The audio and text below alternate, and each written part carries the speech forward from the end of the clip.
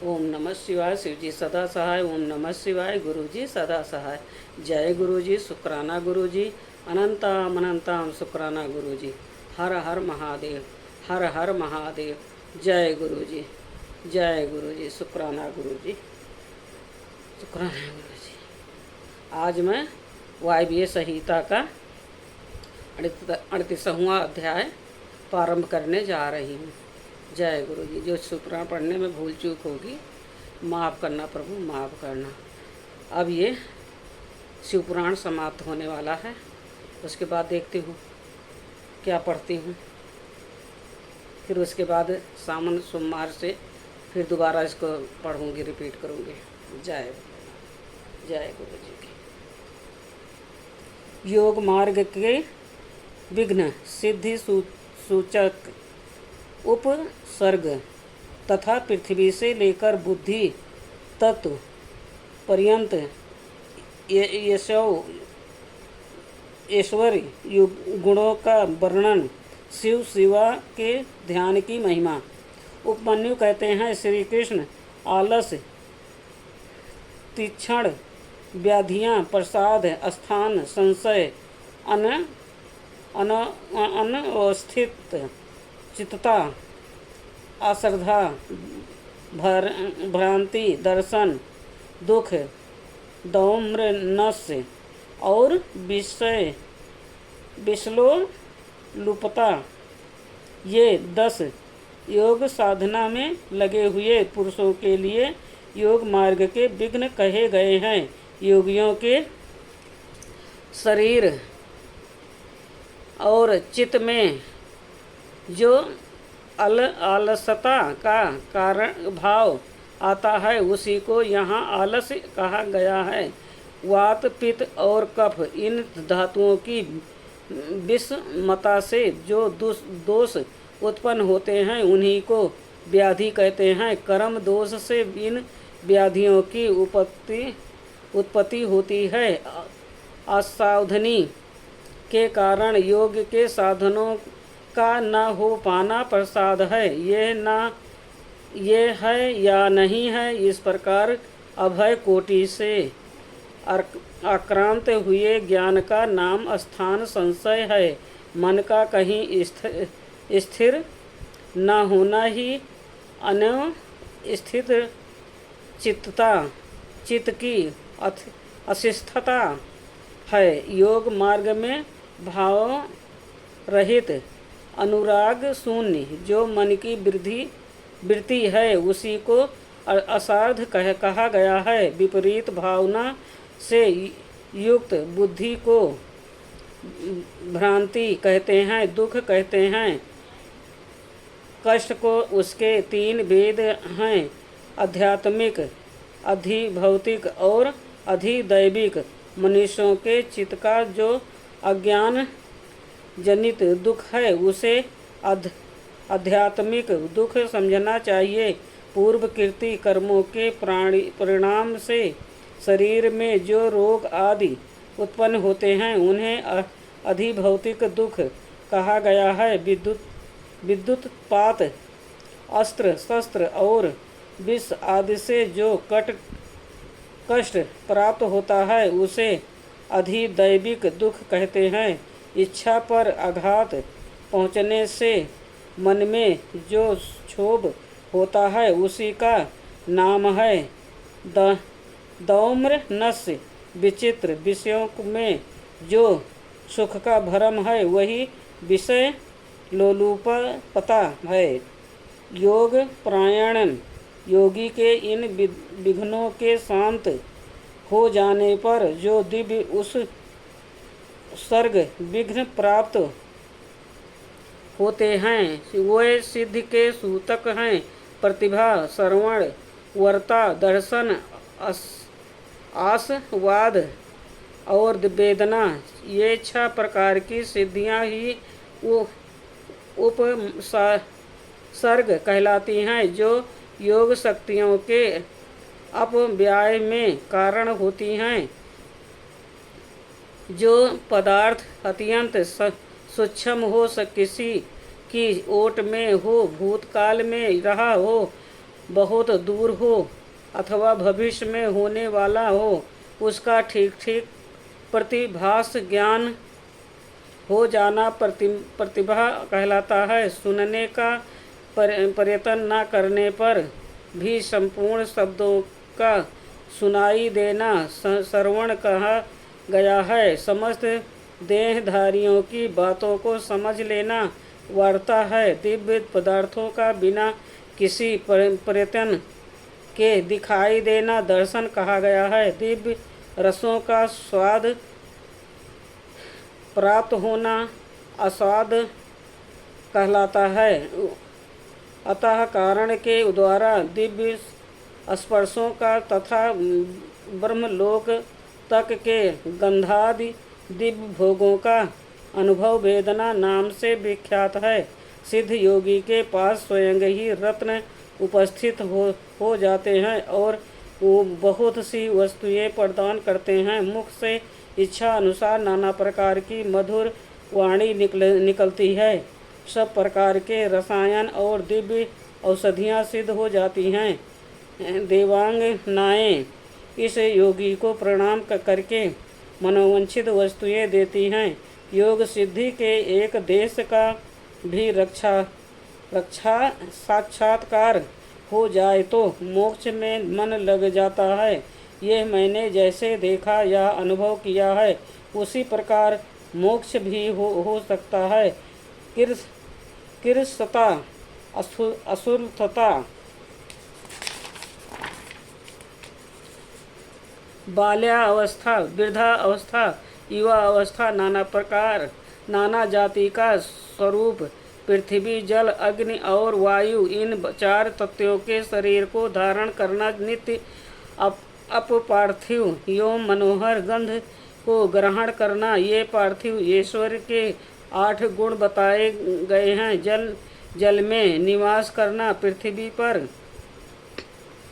ही जल का निकल आना, इच्छा करते ही बिना किसी आतुरता के स्वयं समुद्र को भी पी जाने में समर्थ होना, इस संसार में जहाँ चाहे वहीं जल का दर्शन होना, घड़ा आदि के बिना हाथ में ही जल राशि को धारण करना, जिस विरस वस्तु को भी खाने की इच्छा हो उसका तत्काल सरस हो जाना, जल, तेज और वायु, इन तीनों तत्वों के शरीर को धारण करना तथा देह का फोड़े, फुंसी और घाव आदि से रहित होना, पार्थिव ईश्वर के 8 गुणों को मिलाकर ये 16 जलीय ईश्वर के अद्भुत गुण है। शरीर के अग्नि को प्रकट करना, अग्नि के ताप से जलने का भय दूर हो जाना, यदि इच्छा हो तो बिना किसी प्रयत्न के इस जगत को जलाकर भस्म कर देने की शक्ति का होना, पानी के ऊपर अग्नि को स्थापित कर देना, हाथ में आग धारण करना, सृष्टि को जलाकर फिर उसे ज्यों का त्यों कर देने की क्षमता का होना, मुख में ही अन्न आदि को पचा लेना तथा तेज और वायु 2 ही तत्वों के शरीर को रच देना। ये 8 गुण जलीय ईश्वर के उपयुक्त 16 गुणों के साथ 24 होते हैं। ये 24 तेजस ईश्वर के गुण कहे गए हैं। मन के समान वेगशाली होना, प्राणियों के भीतर क्षण भर में प्रवेश कर जाना, बिना प्रयत्न के ही पर्वत आदि के महान भार को उठा लेना, भारी हो जाना, हल्का हो जाना, हाथ में वायु को पकड़ लेना, अंगुलियों के अग्रभाग की चोट से भूमि को भी कंपित कर देना, एकमात्र वायु तत्व से ही शरीर का निर्माण कर लेना। ये 8 गुण तेजस ईश्वर के 24 गुणों के साथ 32 हो जाते हैं। विद्वानों ने वायु संबंधी ईश्वर के ये ही 32 गुण स्वीकार किए हैं। शरीर में छाया का न होना, इंद्रियों का दिखाई न देना, आकाश में इच्छा अनुसार विचरण करना, इंद्रियों के संपूर्ण विषयों का समन्वय होना, आकाश को लांघना, अपने शरीर में उसका निवेश करना, आकाश को पिंडी की भांति ठोस बना देना और निराकार होना, ये 8 गुण अग्नि के 32 गुणों से मिलकर 40 होते हैं। ये 40 ही वायु संबंधी ईश्वर के गुण हैं। यही संपूर्ण इंद्रियों का ईश्वर है। इसी को इंद्र, योम, अंबर, आकाश संबंधी ईश्वर भी कहते हैं। इच्छा अनुसार सभी वस्तुओं की उपलब्धि, जहाँ चाहे वहाँ निकल जाना, सबको अभिभूत कर लेना, संपूर्ण गुहा अर्थ का दर्शन होना, कर्म के अनुरूप निर्माण करना, सबको बस में कर लेना, सदा प्रिय वस्तु का ही दर्शन होना और एक ही स्थान से संपूर्ण संसार का दिखाई देना, ये 8 गुण पूर्वोक्त इंद्रिय संबंधी ईश्वर गुणों से मिलकर 38 होते हैं, 48 होते हैं। चंद्रमास ईश्वर इन 48 गुणों के से युक्त कहा गया है। यह पहले के ईश्वरों से अधिक गुण वाला है। इसे मानस ईश्वर भी कहते हैं। छेदना, पीटना, बांधना, खोलना, संसार के बस में रहने वाले समस्त प्राणियों को ग्रहण करना, सबको प्रसन्न रखना, पाना, मृत्यु को जीतना तथा काल पर विजय पाना, ये सब अहंकार संबंधी ईश्वर के अंतर्गत है। अहंकार ईश्वर को ही प्रजापत्य भी कहते हैं। चांद्रमास ईश्वर के गुणों के साथ इसके 8 गुण मिलकर 56 होते हैं। महान अभिमानिक ईश्वर के ये ही 56 गुण हैं। संकल्प मात्र से सृष्टि रचना करना, पालन करना, संहार करना, सबके ऊपर अपना अधिकार स्थापित करना, प्राणियों के चित्त को प्रेरित करना, सबसे अनुपम होना, इस जगत से पृथक नए संसार की रचना कर लेना तथा शुभ को अशुभ और अशुभ को शुभ कर देना, ये बौद्ध ईश्वर है। प्रजापथ ईश्वर के गुणों को मिलाकर इसके 64 गुण कहे होते हैं। इस बौद्ध ईश्वर को ही ब्रह्मा ईश्वर भी कहते हैं। इससे उत्कृष्ट हैं गौण ईश्वर, जिसे प्राकृतिक भी कहते हैं। उसी का नाम वैष्णव ईश्वर है। तीनों लोकों को पालन उसी के अंतर्गत है। उसी संपूर्ण वैष्णव पद को न तो ब्रह्मा कह सकते हैं और न दूसरे ही उसका पूर्णतया वर्णन कर सकते हैं। उसी को पौरुष पद भी कहते हैं। गौण और पौरुष पद से उत्कृष्ट गणपति पद है। उसी को ईश्वर पद भी कहते हैं। उस पद का किंचित ज्ञान भी श्री विष्णु को दूसरे लोग से उसे नहीं जान सकते। ये सारी विज्ञान सिद्धियां औपसर्गिक है। इन्हें परम वैराग्य द्वारा परितन पूर्वक रोकना चाहिए। इन अशुद्ध प्रतिभाषिक गुणों में जिसका चिंत असत्य है, उसे संपूर्ण कामनाओं को पूर्ण करने वाला है। निर्भय परम ईश्वर नहीं सिद्धि होता। इसलिए देवता, असुर और राजाओं के गुणों तथा भोगों को जो तृण के समान त्याग देता है,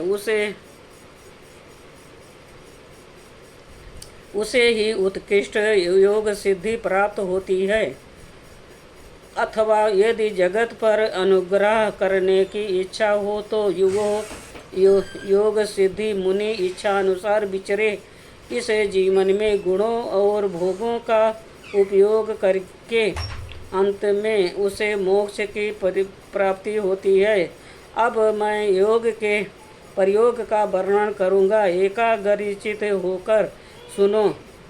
शुभ काल हो, शुभ देश हो, भगवान शिव का क्षेत्र आदि हो, एकांत स्थान हो, जीव जंतु ना रहते हों, कोलाहल ना होता हो और किसी बाधा की संभावना ना हो, ऐसे स्थान में लिपि पुती सुंदर भूमि को गंध और धूप आदि से सुवासित करके वहाँ फूल बिखेर दे, चंदोआ आदि तान कर उसे विचित्र रीति से सजा दें तथा वहाँ कुश पुष्प संविधा, जल, फल और मूल की सुविधा हो।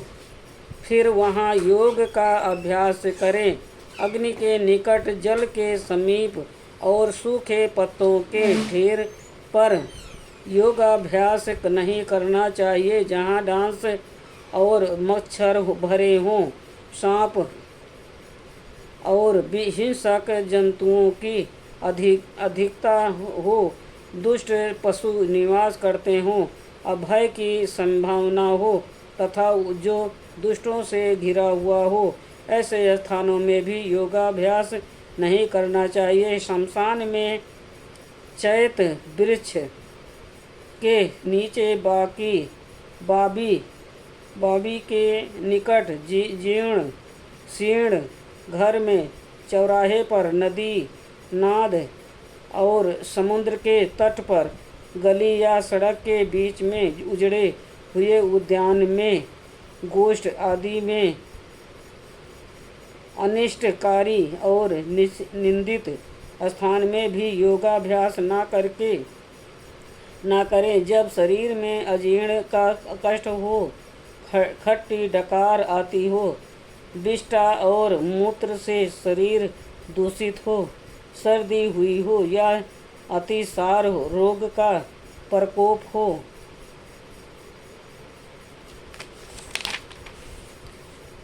अधिक भोजन कर लिया गया हो या अधिक परिश्रम के कारण थकावट हुई हो, जब मनुष्य अत्यंत चिंता से व्याकुल हो, अधिक भूख प्यास सता रही हो, तो तथा जब वो अपने गुरुजनों के कार्य आदि में लगा हुआ हो, उसे अवस्था में भी उसे योगाभ्यास नहीं करना चाहिए।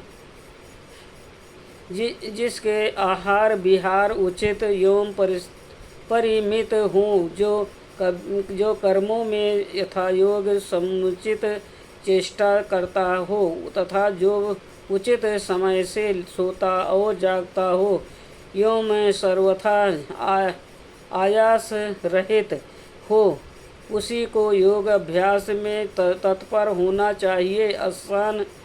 आसान मुलायम सुंदर विस्तृत और सब ओर से बराबर और पवित्र होना चाहिए। पदासन और स्वातिका कसन आदि जो यौगिक आसन है, उन पर भी अभ्यास करना चाहिए। अपने आचार्य पर्यंत गुरुजनों की परंपरा को कर्मांशः प्रणाम करके अपने गर्दन, मस्तक और छाती को सीधी रखें। ओठ और नेत्र अधिक सटे हुए ना हो, सिर कुछ ऊंचा हो,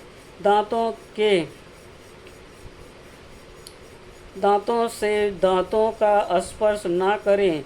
दांतों के अग्र भाग में स्थित हुई जिह्वा को अभी चल भाव से रखते हुए एड़ियों से दोनों अंडकोशों और प्रजनन इंद्रियों की रक्षा पूर्वक दोनों जांघों के ऊपर बिना किसी यत्न के अपनी दोनों भुजाओं को रखें।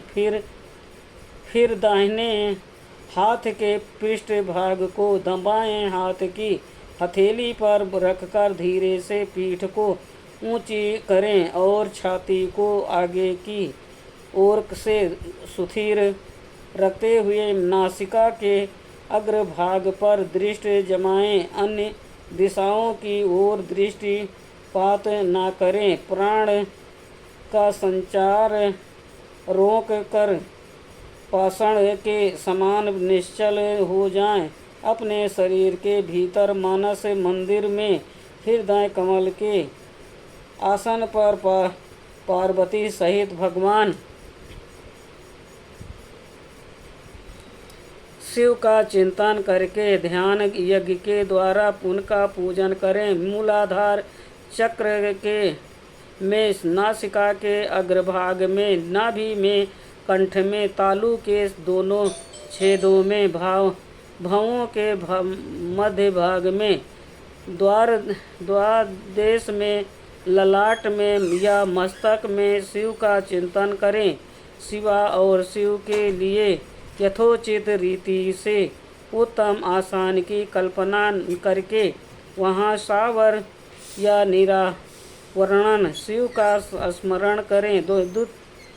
द्विदल, चतुर्दल, षड्दल, दस दल, द्वादश दल अथवा पुडस दल कमल के आसन पर विराजमान शिव का विधिवत स्मरण करना चाहिए। दोनों भावों के मध्य भाग में द्विदल कमल हैं, दो विद्युत के समान प्रकाशमान हैं। भूम मध्य में स्थित जो कमल है उसके कर्मांश दक्षिण और उत्तर भाग में दो पत्ते हैं जो विद्युत के समान दीप्तमान हैं।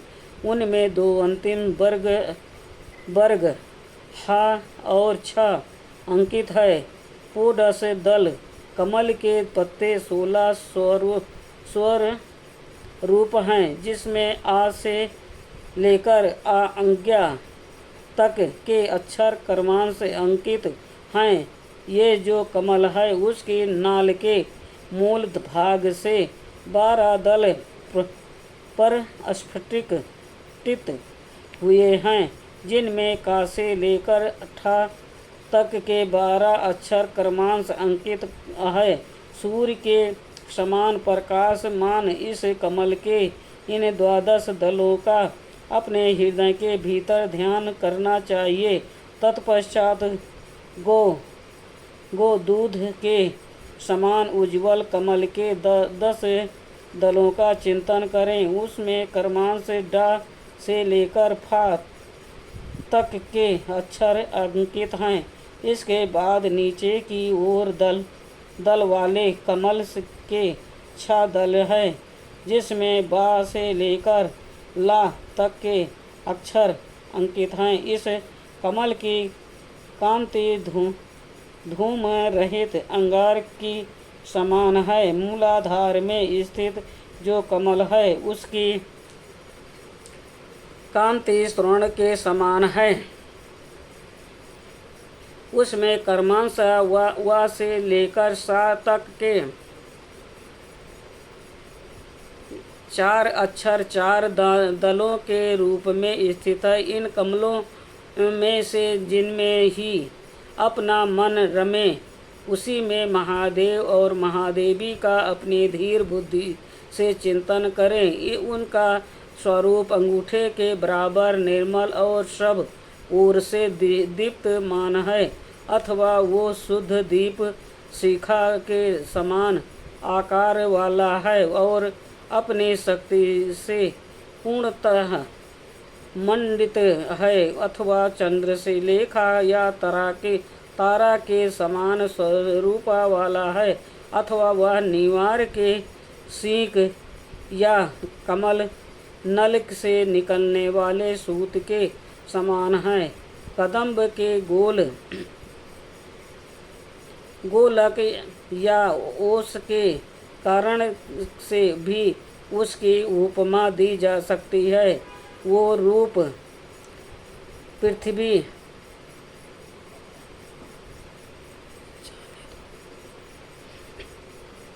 उसकी उपमा दी जा सकती है। वो रूप पृथ्वी आदि तत्व पर विजय प्राप्त करने वाला है। ध्यान करने वाला पुरुष जिस तत्व पर विजयी पाने की इच्छा रखता है हो उसी तत्व के अधिपति की स्थूल मूर्ति का चिंतन करें। ब्रह्मा से लेकर सदाशिव पर्यंत तथा भाव आदि 8 मूर्तियां ही शिव सहस्त्र में शिव की स्थूल मूर्तियां निश्चित की गई हैं। मुनीश्वरों ने उन्हें घोर, शांत और मिश्र 3 प्रकार की बताया है। फल की आशा न रखने वाले ध्यान कुशल पुरुषों को इनका चिंतन करना चाहिए। यदि घोर मूर्तियों का चिंतन किया जाए तो वह शीघ्र ही पाप और रोग का नाश करती हैं। मिश्र मूर्तियों में शिव का चिंतन करने पर चिरकाल में सिद्धि प्राप्त होती है और सौम्य मूर्ति में शिव का ध्यान किया जाए तो सिद्धि प्राप्त होने में न तो अधिक शीघ्रता होती है और न अधिक विलंब ही।